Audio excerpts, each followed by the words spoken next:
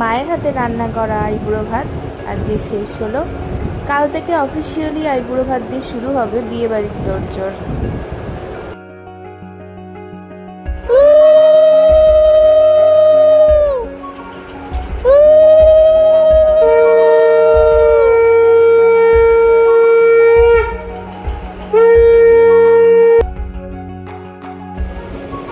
তত্ত্বের জিনিসপত্র মোটামুটি সব রেডি হয়ে গেছে, আর এদিকে সব সাজানো হয়েছে। এগুলো আপাতত সবকটা ওই ওপরেই রাখা আছে, এখনো পুরো ছড়িয়ে রাখা হয়নি আর কি।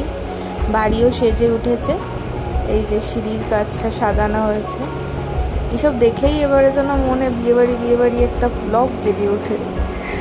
বাড়িতে লাইটও লেগে গেছে, তো ওই আর কি মোটামুটি শুরু হয়েই গেল। কাল থেকে তো পুরোপুরি জোর কদমে লেগে যাবে। হ্যাঁ, নহবতের একটা গেট করা হয়েছে।